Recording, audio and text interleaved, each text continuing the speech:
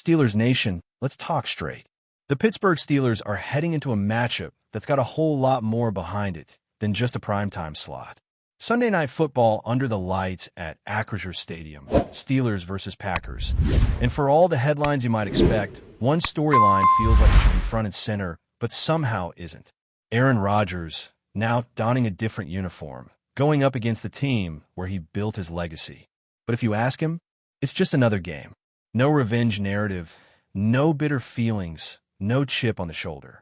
In his own words, there's still love for the organization, still relationships he values. And while he admits he wishes his final season with Green Bay had gone better, this isn't about payback. And maybe that's the right approach. Maybe it's not about proving anything to anyone.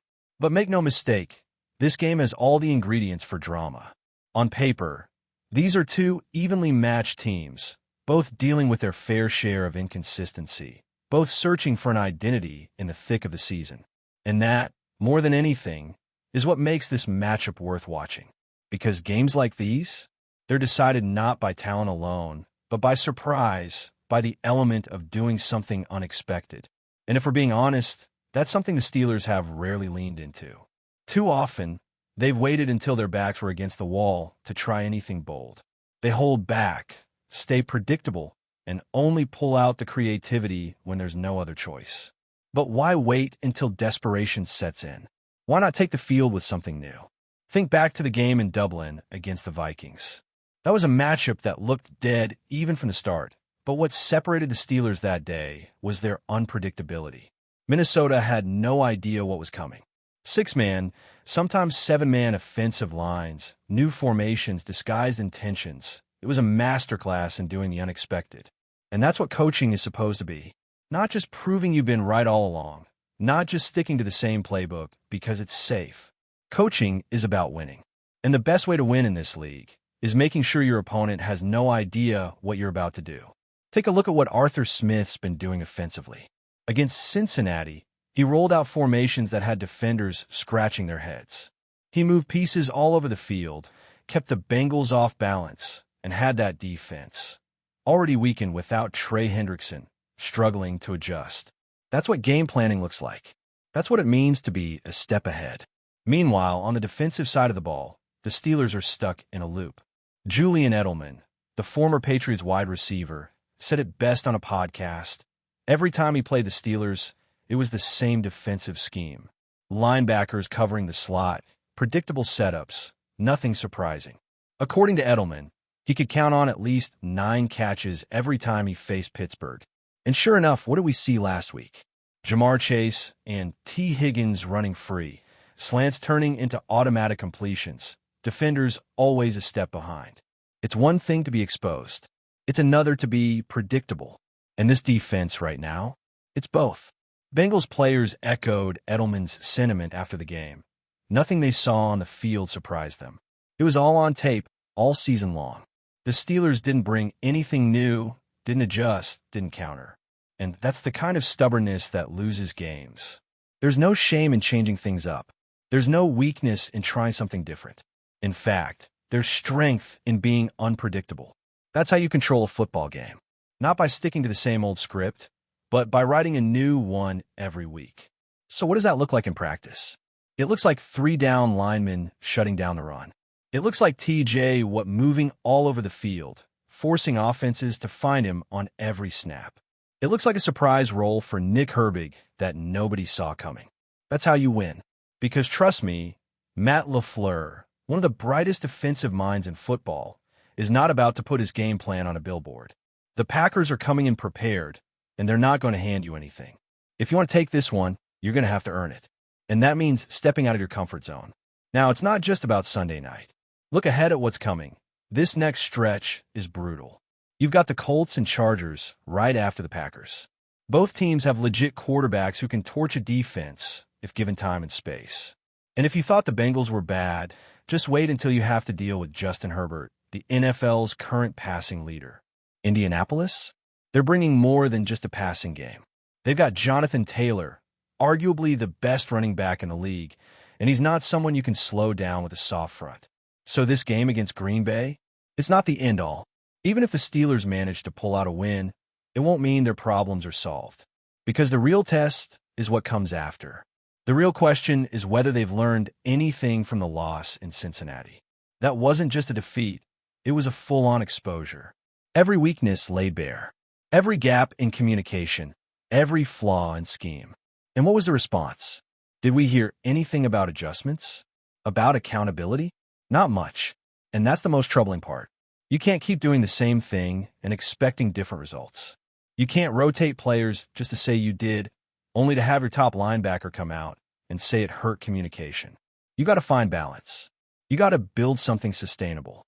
And right now, it feels like the Steelers are trying to walk two different paths at once. On one side, they're being told to experiment, to get creative, to stop being so predictable. On the other, they're being pushed to find an identity, something they can lean on week to week. But here's the thing. Those two goals aren't mutually exclusive. In fact, the best identity a defense can have is being unpredictable. If you're the kind of unit that offenses can't figure out, if you're throwing new looks every week, if you're adapting to what each opponent brings, that's your identity. And that's the kind of defense that can carry a team deep into the season. That's the kind of defense that dictates the flow of the game, that doesn't wait to react, but instead forces the offense to adjust. Unfortunately, last week wasn't that. Last week was a low point. And the worst part? It felt like no one had a counter. The Bengals exposed everything, and the Steelers had no answer. Mike Tomlin, Terrell Austin, they watched their defense fall apart in real time and had nothing to change the outcome. And now, they're at a crossroads. Sunday night is the start of something new, or it's the continuation of a slide that could get ugly real quick. The fix won't come easy. It won't happen overnight. And no matter what happens against Green Bay, the real gauntlet is still ahead. But it has to start somewhere. It has to begin with a willingness to break from tradition, to abandon the comfort of predictability, and to actually coach for the moment. Not for legacy, not for pride, but to win football games in the here and now. Because if that doesn't happen, this team won't just get beaten. They'll get left behind. And here's where things start to get even more serious. Because while the conversation around the Steelers right now is centered on the Packers and the disaster that unfolded against Cincinnati, the broader truth is that this team is at a turning point. Not just for this season, but maybe for the whole direction of where it's heading. What you saw last week wasn't just one of those bad nights where nothing goes right. It was a complete systems failure. A defense that looked unprepared.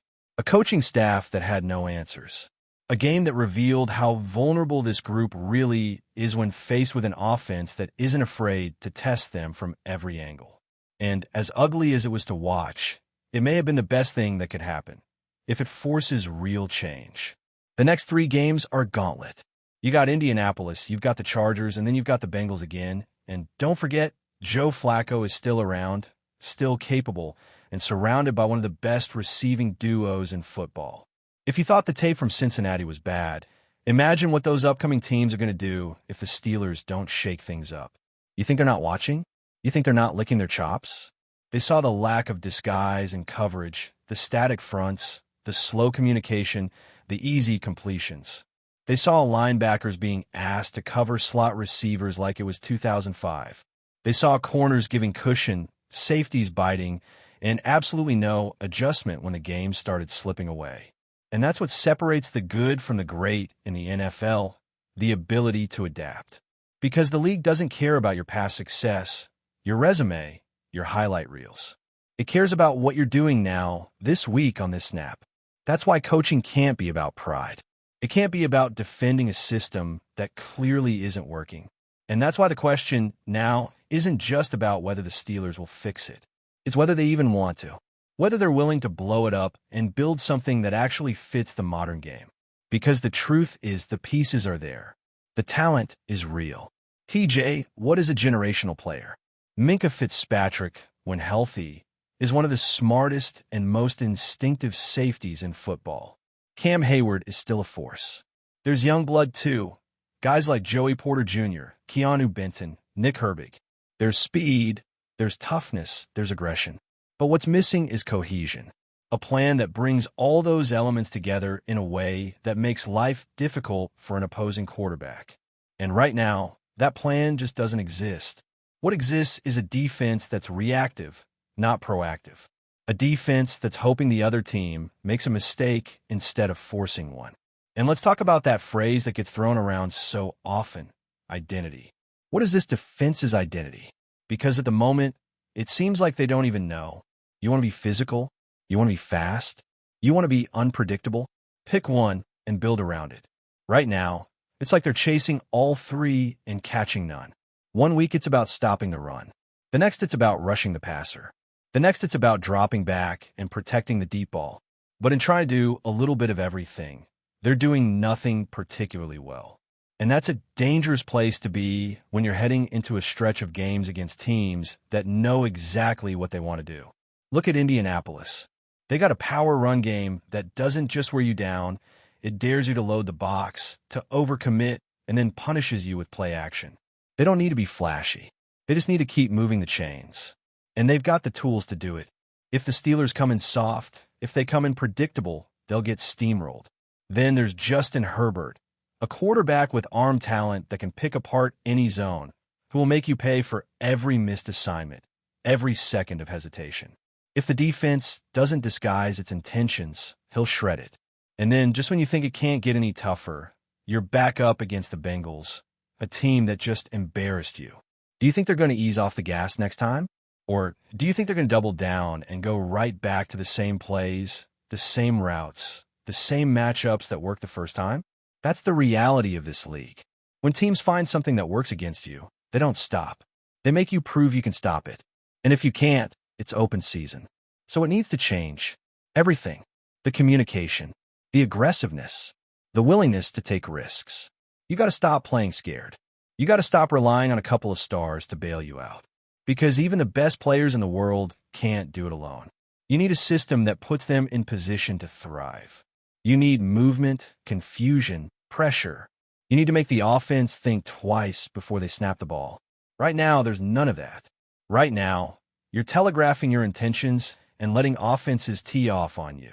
But before we dive in, don't forget to subscribe to Steelers Nation Central and hit the like button on this video. Your support helps us keep bringing you the latest updates on the Pittsburgh Steelers. And don't forget to share your thoughts on the news in the comments below. Breaking. Could the Pittsburgh Steelers have just pulled off the NFL's off-season shocker? Sources close to the team are buzzing with rumors that Patrick Surtain II, one of the most coveted cornerbacks in recent memory, has agreed to terms with Pittsburgh, a move that would instantly elevate the Steelers' secondary into the league's elite tier. While nothing is official yet, insiders suggest that talks have been progressing rapidly, and both sides are reportedly optimistic. Surtain II, known for his lockdown coverage, exceptional ball skills, and rare combination of size and speed, has long been considered a game-changer in the NFL. Analysts have speculated for months about where the former Alabama star would land, with several franchises rumored to be in pursuit. Now, whispers are pointing to the Steel City as the latest and possibly most surprising destination. If true, this signing could mark a dramatic shift for Pittsburgh's defense. The Steelers' secondary has had flashes of brilliance, but has often struggled with consistency in recent seasons. Adding Surtain II would give them a cornerstone talent capable of neutralizing top-tier receivers, changing the way opposing offenses approach the field, and injecting a new level of confidence into the defensive unit. Teammates and coaches are reportedly thrilled at the prospect, imagining the immediate impact he could have not only in pass coverage, but in creating turnovers and momentum swings that define playoff games. Of course, with rumors swirling, caution is warranted. Nothing has been officially announced, and Surtain II's camp has remained tight-lipped, fueling speculation even further. Fans are already envisioning highlight reels of interceptions, game-saving coverage, and a reimagined Steelers secondary that could rival the best in the NFL. Social media is alive with excitement, with supporters dreaming of a defensive renaissance reminiscent of Pittsburgh's glory days. As the NFL off-season heat continues, all eyes will be on the Steelers' front office to see if they can make this blockbuster rumor reality. If Patrick Surtain II does indeed join Pittsburgh, it's safe to say the Steelers' defensive story for the upcoming season just got a lot more thrilling, and opponents would be wise to prepare for a major challenge in the secondary. Stay tuned, This could be the beginning of something historic in Pittsburgh. That's it for this update. If you enjoyed the video and want to keep receiving exclusive news about the Pittsburgh Steelers, make sure to subscribe to Steelers Nation Central and give this video a like. We always look forward to hearing your comments and opinions. See you in the next video.